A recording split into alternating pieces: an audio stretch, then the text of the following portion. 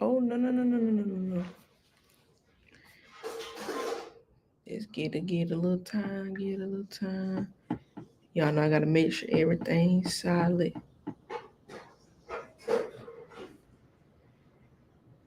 I done went live on them.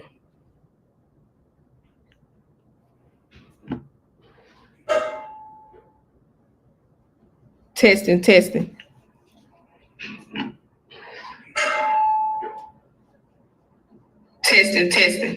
Stop making that noise on it.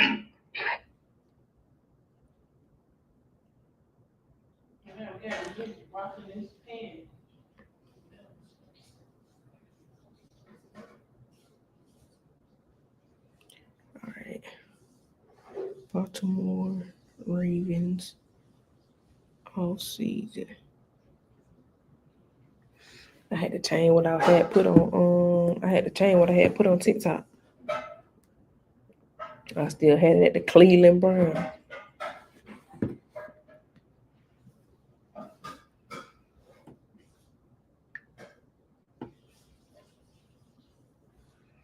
right, let's go. I'm figuring this string, y'all. I'm gonna be on time. Welcome to the All Things Life and Sports Show with Kylan Thomas. That's me. I'm your host, Kylan Thomas. Give me 1 second. I ain't even put my light on.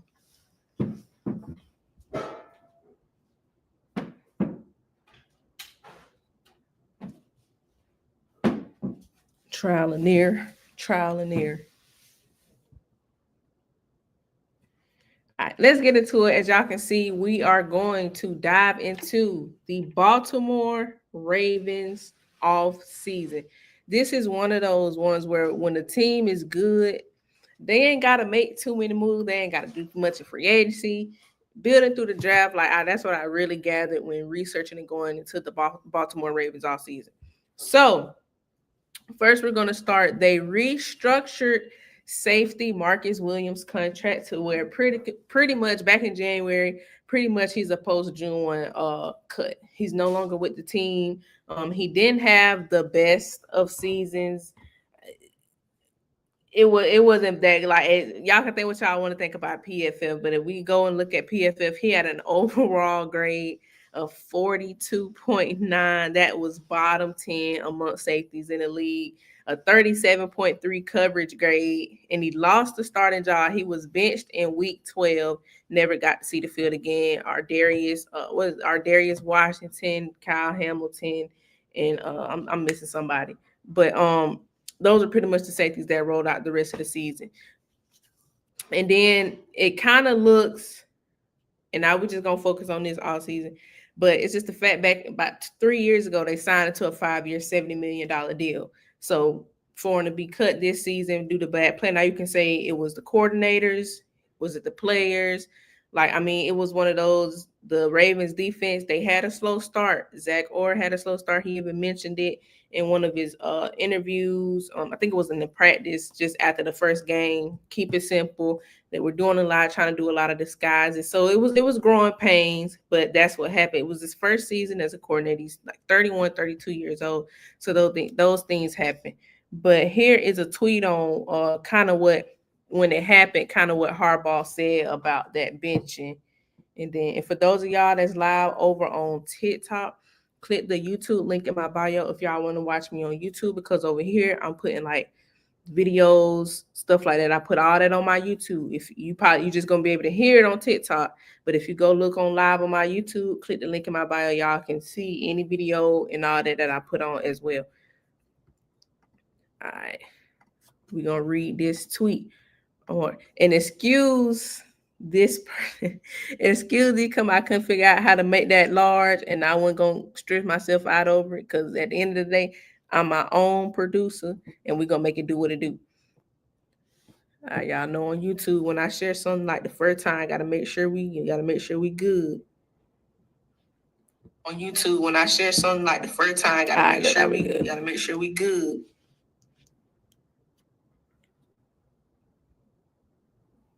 All right, here's Harbaugh. John Harbaugh was asking this to Sarah Ellison if benching Marcus Williams was a health decision.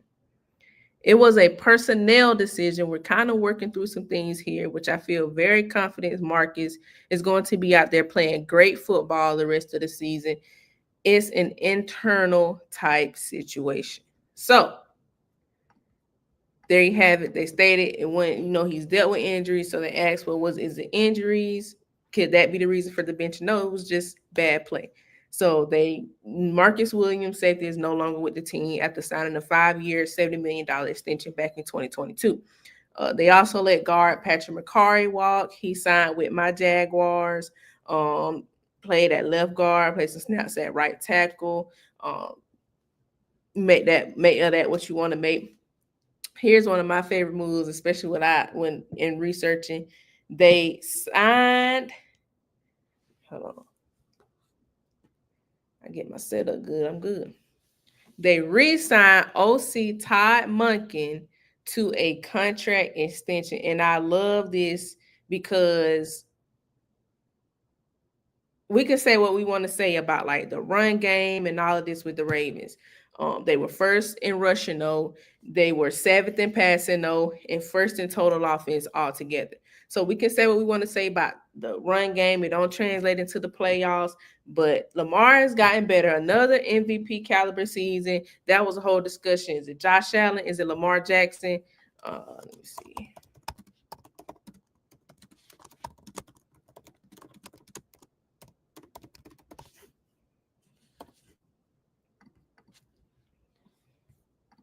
But we can say what we want to say about the Ravens offense, man. I like keeping the coordinator. Lamar, he keep switching these. It was Greg Roman, not Todd Monken. Like, keep the same coordinator. And you extended John Harbaugh as well. We're going to get into that a little bit as well. So you keep your head coach, you keep your OC going into another year. You got your quarterback, you extend their hearing. So I like the move of re-signing OC Todd Monken. And here's a clip on just a glimpse of their relationship and kind of how the players view Coach Monken. I feel like this was a great move to bring him back. Let's see. Saw Todd Monken on the field late in the game. Yeah, that's crazy. I didn't know. I wasn't expecting to see him until we got in the locker room, but for him to be on the field, I'm like, this man is funny. Saw Todd Monken. And then here's another little clip on Lamar kind of talking about Monken's mindset, how he goes about things, how he helps them in the meeting rooms, helping his game mentally. So here's that clip.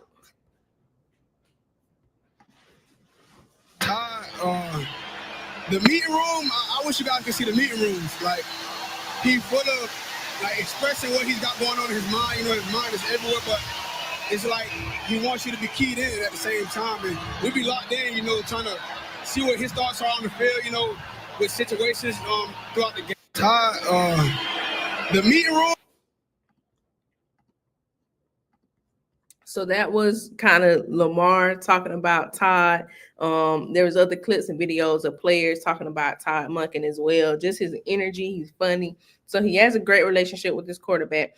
And you also want to bring him back because during the season, he found ways to tap into that run game. There was times when we were like, just run the ball. You got Derrick Henry, you got Lamar Jackson. We saw the trajectory of things that would happen when they would do that, and they'll get into the playoffs and kind of just get out of that. Lamar himself said he would get antsy trying to make plays, but it seems like Ty has kind of gotten into Lamar's ear about use what you are great at to win games. It don't matter how it look, what people gonna say is because if you win at the end of the day, it does not matter. Look at Jalen Hurts in the Eagles offense.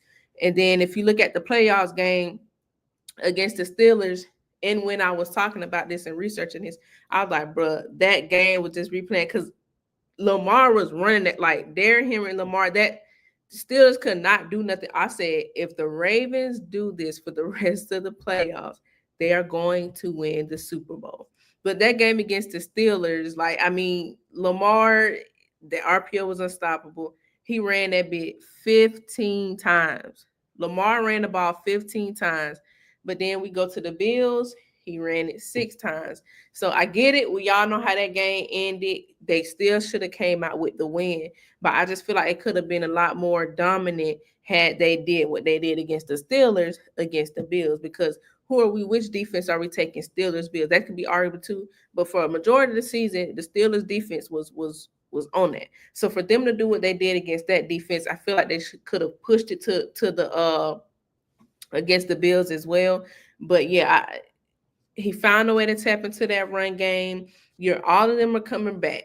You added D Hop, so keep the same OC. So I think that was a good move in sign. And then I just want to play this last little clip on Munkin. And we're gonna get into D Hop. We're gonna get into D Hop. I want to play this last little clip on Munkin, talking about like what the offense could look like. The mental aspect of the game, getting better in that aspect as far as Lamar and helping him out with that. Because if we look at like Lamar's talent, the MVPs could have been an MVP again this season. I feel like a lot of that is he's athletic, he's going to make plays, he's going to make flashy plays. But as we see, Munkin wants to hone in on the mental side, learning the scheme, understanding the passing game. And then here's him kind of talking about that. A lot of things that we can certainly get better at systematically, how we do it, how we practice, how we continue to, put Lamar in charge, like how he's even more comfortable at the line of scrimmage of getting to a premium play. How do we help that? Because not everything still was exactly the way you want it. And some of it's also Lamar's comfort with me and just us. And what do you want? What do you like? Why? How? How can I do it better? How can we do this collectively better? How is it that we get to solutions quicker on the field and off the field? And that's every year you gain that, and how we do it better as a staff. Now this was. So again, that was Todd Monken kind of talking about the offense and kind of what they want to looking into going into next season. Now, this next move,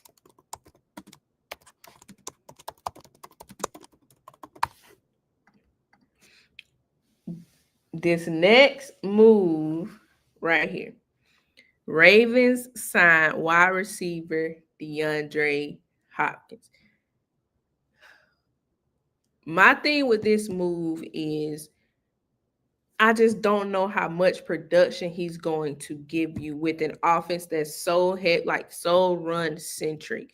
Like it's dependent upon Lamar and Derrick Henry's legs. You just signed Derrick Henry to again a 2-year extension. You're gonna keep running the ball. He's only getting better as he ages. You got Zay Bateman. The thing with the Ravens was no true number one wide receiver wants to go to the Ravens because they're so run centric.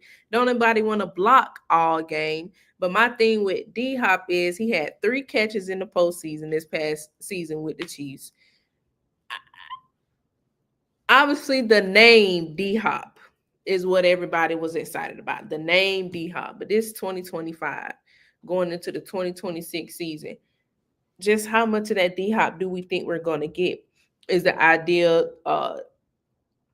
run and they stop it, throw that bitch up to D Hop, throw that bitch up to Zay? Or is the idea run, they can't stop it, get them linebackers, safeties to come up? You can't just focus on Zay Flowers with the deep ball. You now got to pay attention to D Hop. But my thing with this, had this been D Hop a couple years ago, like after he got traded from the Cardinals when he got traded from the Texans to the Cardinals, okay, I'm all for it. But I just don't know at this point in his career how much this signing is gonna do for the Ravens. When I say I want a true number one wide receiver, I want y'all to go get a Justin Jefferson, Jamar Chase. And I get it. Ravens fans, they might be on me about this, but I get it. It's DeAndre Hopkins. Again, it's the name. I'm a Jaguar fan. I had to play against him twice. Had to go worry about him twice every year he was in there. But I'm just saying at this point in time, 2025 to 2026, I think it could work. It could do some because of the offense. He ain't gonna be expected to do much, but it's gonna be interesting to see. But here is D Hop because, and I'm glad I found this clip because let's be real, he ring chasing, like, and that's okay. Everybody want to ring. D Hop is ring chasing right now, and he trying to get a ring at the Chiefs. Now here is him talking about when the trade rumors were going on when he was with the Texans, how he said, I wanted it to be the Ravens or the Chiefs because this Ravens fans, this has been in the works for a couple years. They've been wanting D Hop, go get D Hop, go get D Hop. So he said it back then when he was getting traded that he wanted to be traded to the Ravens or Chiefs. He wants an opportunity to win. So that's what I said. He's ring chasing. I mean, it's okay, but I just don't know how much you're going to get out of it. But here is him talking about that. Of bringing you in here. And for Ravens fans, I feel like whenever your name has come up, people have been like, go get D-Hop, go get D-Hop. And so there's been times over the years where your name has come up in connection to the Ravens. Had you thought about in the past potentially teaming up with Lamar and playing here? I have. I knew I'm not sure what year it was when I was getting traded from Houston, and I got traded from Houston to Arizona. I heard talks about me getting traded, and I was like, well, send me to the Ravens or send me to the Chiefs, somewhere where I got a chance to win. And obviously I went to Arizona, but I'm here now. But it was around 2021, I would say. I heard rumors of the possibility of the Ravens wanting me back then. And Yeah. So I'm just thankful that I'm here now. So that was D-Hop saying himself out of his own mouth that it was Ravens, Chiefs, because he wants to win. At this point, he ring chasing. Now here's also D-Hop talking about teaming up with Lamar and kind of what that looks like. We going back, that picture of him, Derrick Henry, and Lamar, them three posted up together. That's going viral. So here's him, first part of this, talking about playing with Lamar and teaming up with Lamar. Put that on there.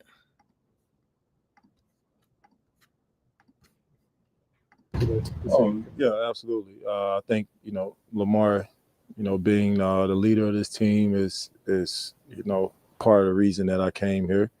What he stands for and how he's led this team and this organization, to the playoffs in multiple years, and since he's been here, just how he's just led any receiver group he's had. So I think that played a big part of me coming here for sure. Lamar being the quarterback. So that's him talking about Lamar. And then right after this, or a little bit later in the interview, he then was asked, just how much do you have left in the tank? Because that's my question. That's my concern with D-Hop again in 2025, going into 2026. Yeah, we know the name D-Hop, but I'm more so, how much do you have left in the tank? And here's his answer. It might not be concerning, but let's just see.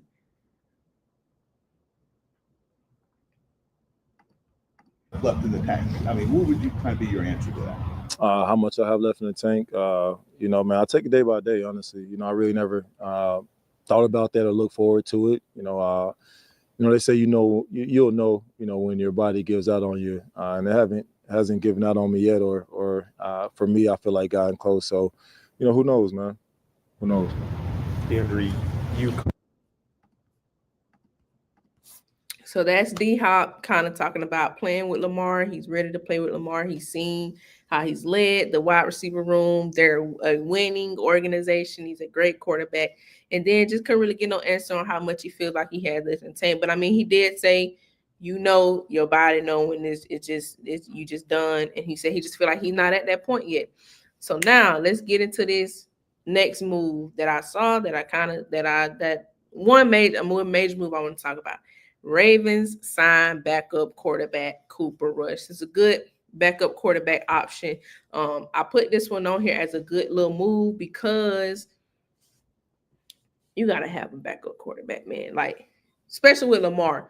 The type of quarterback Lamar is, you got to have some assurance behind him. I feel like Cooper Rush is going to be a good addition if Lamar were to go down, especially the roster, the talent around him. I mean, you got D-Hop, Zay Flowers, Rashad Bateman, and Derrick Henry to hand the ball off. We saw what Henry did with the Titans, Tennessee. So if Lamar were to ever go down, I feel like Cooper Rush is a good enough backup QB option that he could come in and kind of hold down the fort. And or should I say one, feels like Cooper Rush was better than Dak Prescott. But y'all know I got to do it. Y'all know I got to do it. Here's Skip Bayless on Cooper Rush. I think this game was the 49ers game. He was saying he felt like Cooper Rush would have won that game had he started the whole game. But here is Skip Bayless on Cooper Rush for Ravens fans, just so y'all can get an idea of who y'all are getting.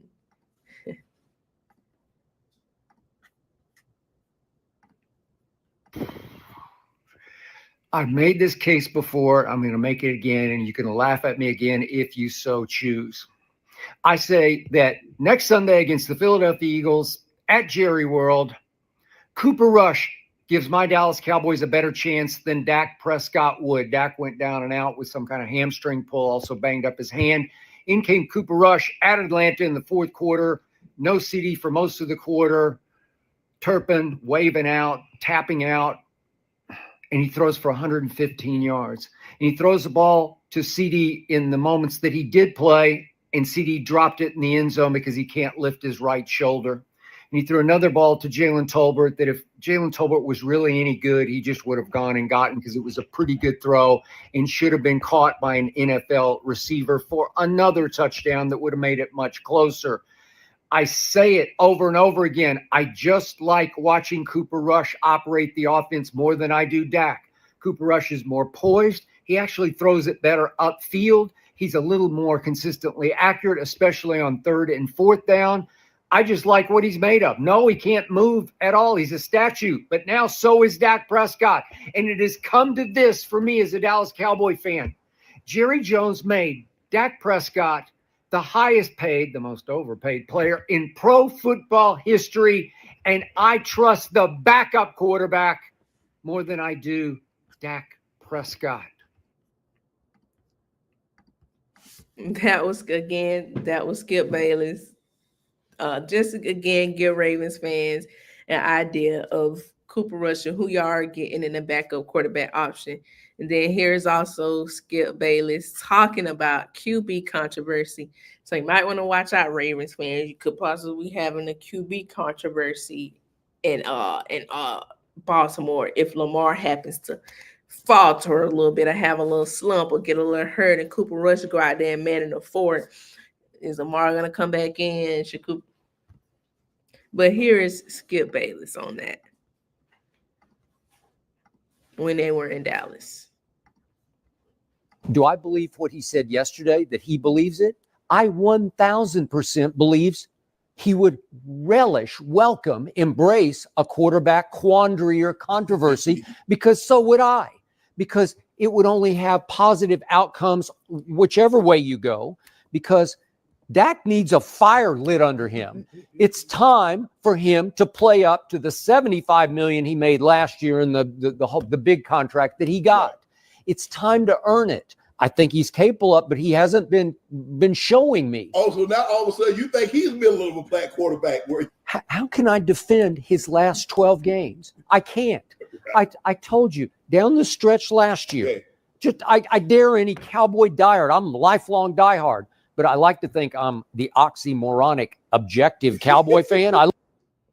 So that was just Skip Bayless again on Cooper Rush. Ravens fans, y'all have an idea who y'all getting again.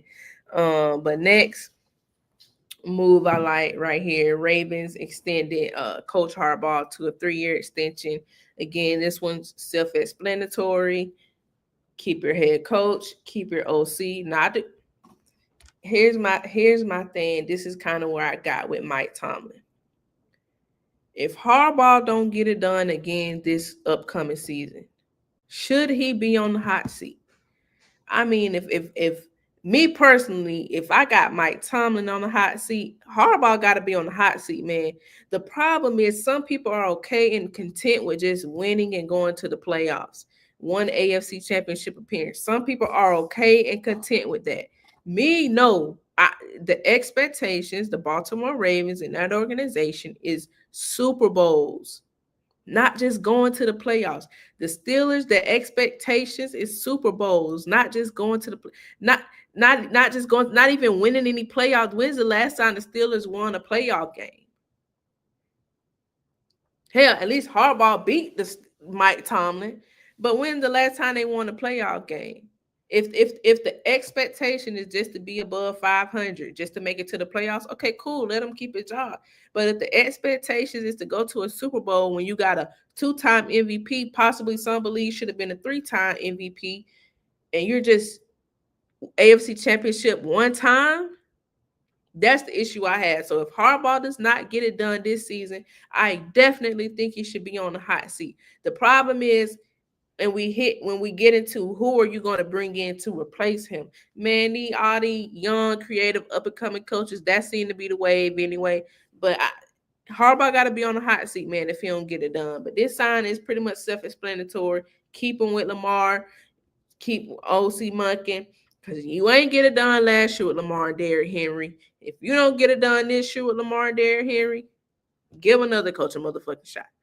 But then they did exercise the 5th-year option on safety Kyle Hamilton, but they declined Tyler Linderbaum's option. I think they're both going to get paid. This move right here,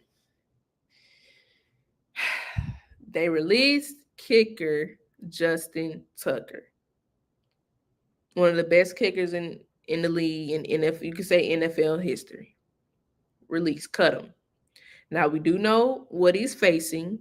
We do know what charges, essays Justin Tucker's facing. I definitely believe that it has something to do with that. First, let me play Eric DeCosta, the Ravens GM, talking about the investigations, the allegations, stuff like that. Then I'm going to give my little 2 cents.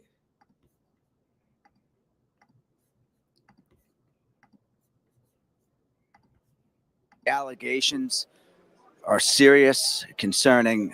The amount of allegations are serious and concerning. I think we're fortunate that the league is doing an investigation.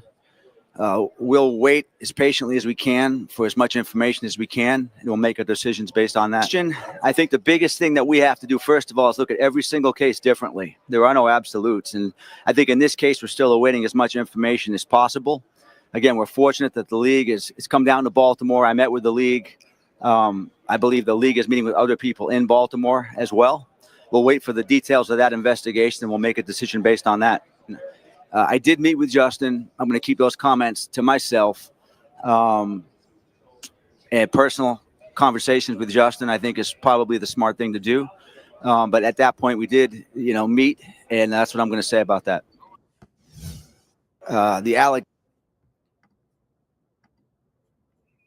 So that was Ravens GM Eric DeCosta on the allegations. They are doing their due diligence, investigating the situation. I'm going to put it to y'all like this. They drafted Mike Green. The Ravens drafted Mike Green, who has 2 essay cases out, one from high school and one from college. Now, he has not been charged with anything, but he's going to say, and I'm going to put it on here, he's going to say as well, when talking about Mike Green, we did our due diligence, we investigated, we still decided to go ahead and draft him because let's just be real, they don't, not that they don't believe, but he wasn't charged, so it probably didn't happen. They released Justin Tucker after they said they're going to do their due diligence. We're going to investigate. They released Justin. And we got to keep in mind, the NFL's investigators, these teams, I feel like they're going to know the information. They're going to know the shit before we do, the public do, because it's their player. So before a reporter or any of that get that out, they're going to know that information. So the fact they drafted Mike Green but let Justin Tucker go, it probably going to be some stuff coming out about Justin Tucker. But and just to kind of put my point forward, here is John Harbaugh saying they were not going to release because they want to say that it was a football decision. Here is Harbaugh saying we're not going to release Justin Tucker. Let me see.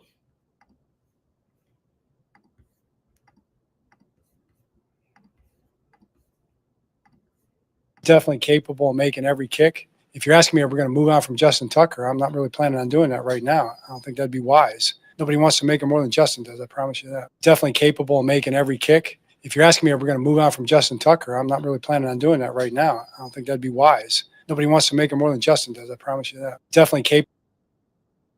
So, and he did say we ain't gonna let him go right now, but you're not releasing a guy who's been within your organization playing at the high level that Justin Tucker has. Again, as I've stated, he's possibly one of the best kickers in NFL history. You're not just releasing him after 1 year where he had a couple off days. You're not doing that.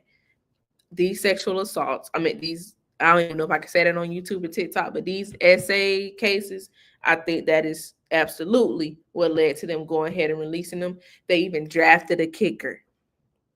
I feel like that, or they really just didn't want the headache of having to deal with that, given that he did have some slumps. But you ain't doing that after just one season. But here's the Ravens statement after releasing Justin Tucker. Now I'm gonna read it for y'all right here.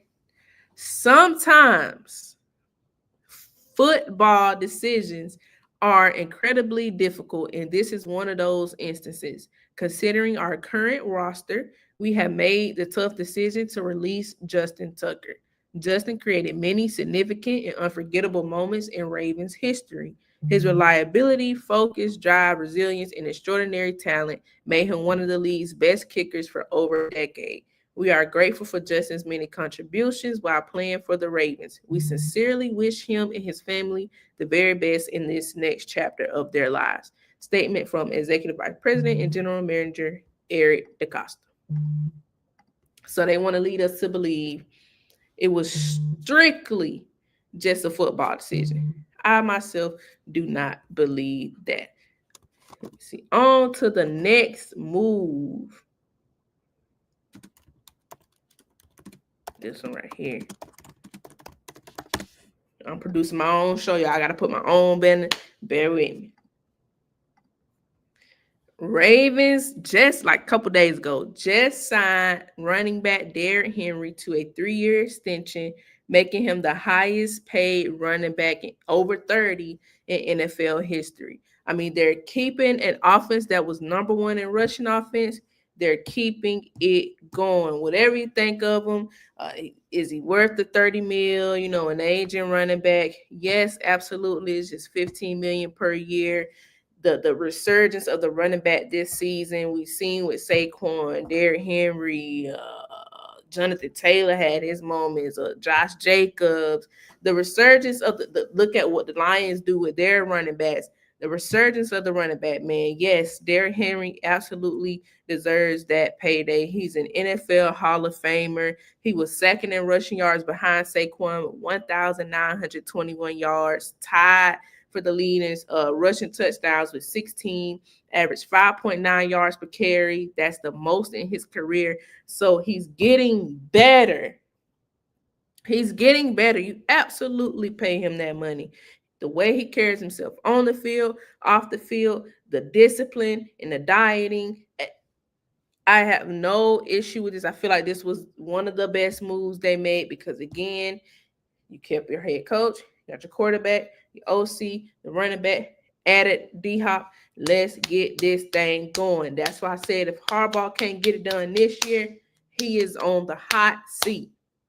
But I just want to play this little clip. But I just want to say about Derrick Henry too. This LeBron level shit. Like, we all talk about LeBron and what he do with his body at 40, playing at the level he played.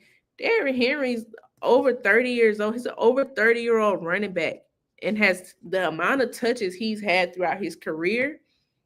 And he's only getting better. Like I just told y'all, he averaged 5.9 yards a carry this season. That's the most in his career. That's beyond LeBron level shit. That man is getting hit by 25 to 30 times a game. I'm putting that above LeBron level shit. But I just had to throw that in there. I just want to put this little clip in there of Derrick Henry talking about like his diet, what he does. That's a thing a lot of people like to talk about. I try to be pretty strict during the season with my diet. No gluten, no dairy, no fried foods, no artificial sugars. Drink plenty of water for each and every game, depending on what time it is. I usually just have my normal morning breakfast, which is spinach, avocado, and kale, which is not really breakfast, but it's something that I do to get my greens out of the way. And if it's a game day, I usually have a banana with it. And I usually eat that. But if like yesterday's a night game, then obviously I got to eat a meal. I had chicken and rice. It got me fueled, and I was ready to go. And that's the interesting thing. Like, you look how buffed up these dudes be looking. Like Derrick Henry, he eating spinach, kale. That just disputes that whole you gotta eat, you gotta have meat. You got that disputes that. It'd be interesting hearing they diets and stuff like that. But let's get into really quickly. We're gonna get into like the Ravens, some of their pivotal picks in their draft class. Here, I want to put it up so Eric, we can see the whole list.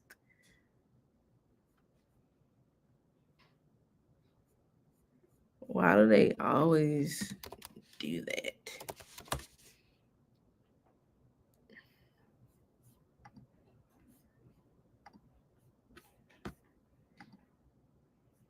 Damn. Don't even worry about it. But they decided to go because, like I said, they decided to go with in their first round pick, safety Malachi Starks. I love that pick. I love this fit for Malachi Starks. If y'all go on my TikTok at the official KT1, I did a video on Malachi Starks when I was doing my prospect series. He can do it all, man. Versatile safety. That's what Orr likes to use. The three safeties there, moving people around the defense.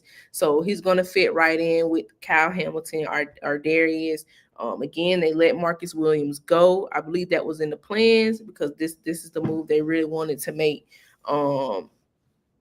They're going younger. Like I said, if you look at the Ravens roster,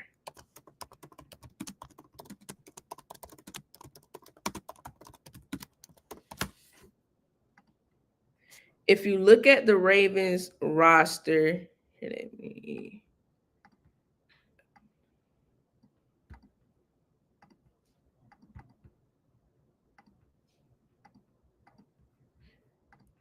All right. If you look at the Ravens roster, like much did not change. And this is kind of what I stated in the beginning.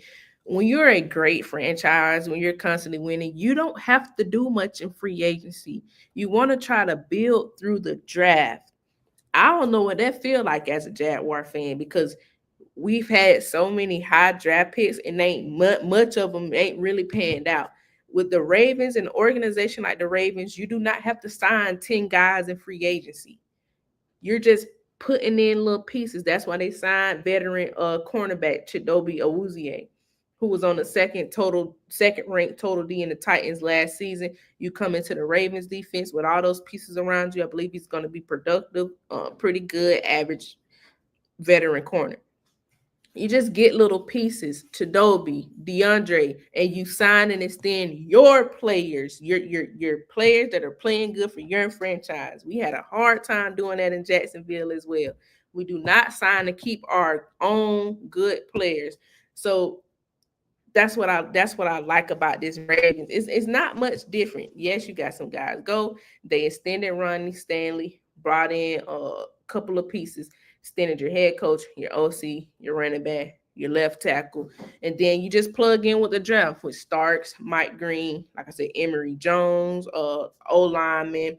Then they had LaJohntay Wester, just a couple of them. Like they had a lot of they picked a lot of players, but that's what I like about the Ravens all season. They didn't do too much to their roster, man, which is the luxury you have when you're a good team. You don't have to do too much. But here's Ravens GM talking about Malachi Starks, or not GM. Here's John Harbaugh talking about Starks and kind of the vision for him in that Ravens defense. Oh no, I did put. I switched it. Both of them, they lock and step. Happy to take Malachi Starks. He's a player that we've seen over the last couple of years. Great football player, a great football program. Wired like Raven, great mentality. Probably one of the most impressive interviews we've ever had at the combine. Ball hawk, he's a physical guy, he's a very, very good tackler.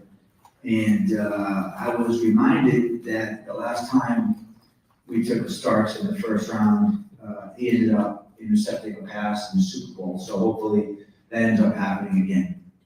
Happy to. So there was the Costa on drafted Malachi Starks. Then in the second round, they went outside linebacker edge Mike Green out of Marshall. First year he played at Virginia. His fall from the draft was kind of shocking. Given a lot of people had him as a top like 20 prospect going into, he was a sure definite first round. But then y'all know how this draft shit play out, how this process play out. Some stuff came out about him, and kind of he also got some essay cases out too.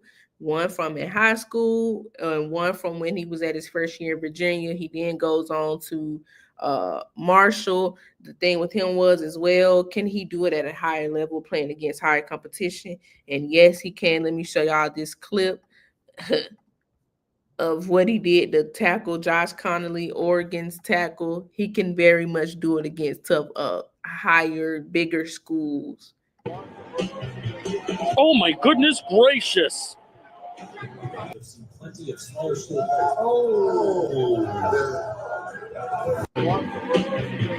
Oh my goodness gracious! Plenty of smaller school.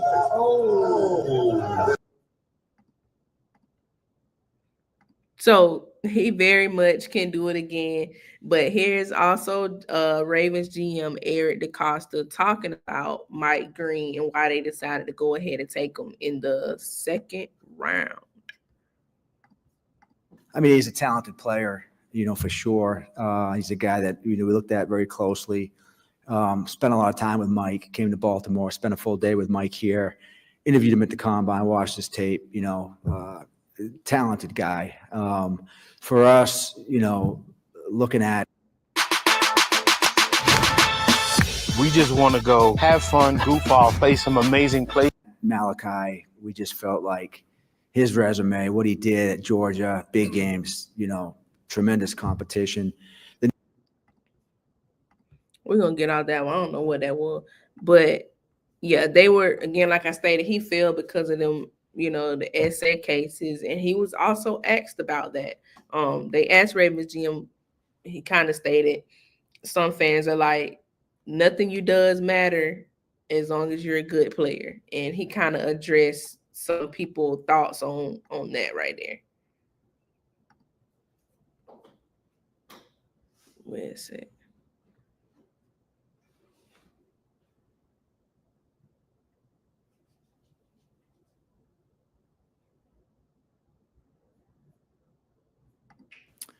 I would say that we investigated this situation very thoroughly. I think we have the best scouts in the NFL. We've got great scouts that go into Virginia. They go into Marshall. We've got people that work for us investigating different incidents with players all the time. And we felt comfortable taking him. We think he's a talented player. We understand the severity of what these allegations were, of course. But doing our due diligence, we are comfortable with Mike. I personally spent an hour and a half with him in my office, and I think the best is yet to come with him, and I'm glad we got him.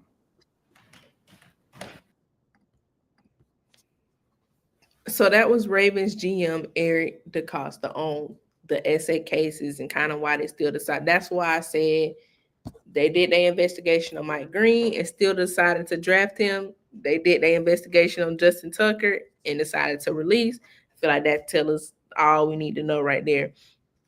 But kind of to just close out, the Ravens offseason, I would grade it as a B+.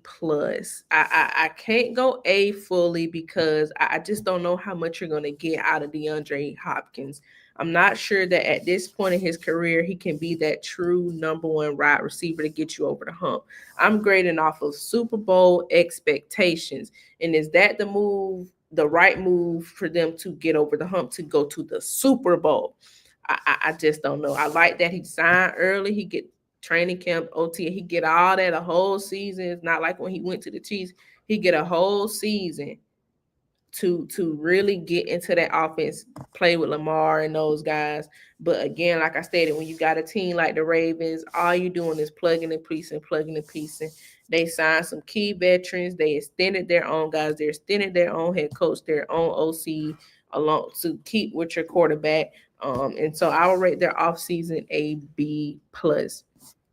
Thank y'all so much for joining. Thank y'all so much for tuning into the All Things Life and Sports show with Kylan Thomas. We dove into the Baltimore Ravens all season. Ravens said, anyway, if I missed something, put it in here. If you disagree with something, put it in here. I love dialogue. Next, we're going to get into the Steelers, because I want to say the Bengals for last. Let's get them some time to get Trey Henderson going, because if not, we on that. But we doing the Pittsburgh Steelers next. We in the AFC North again. Any fans of any team want to come on and talk about your team, let me know. Because like I always say, when you're a fan of one team, you look into stuff a little more deeper than others. But again, thank y'all so much for tuning in. Peace. Make sure everything done before you try to have fun. Peace.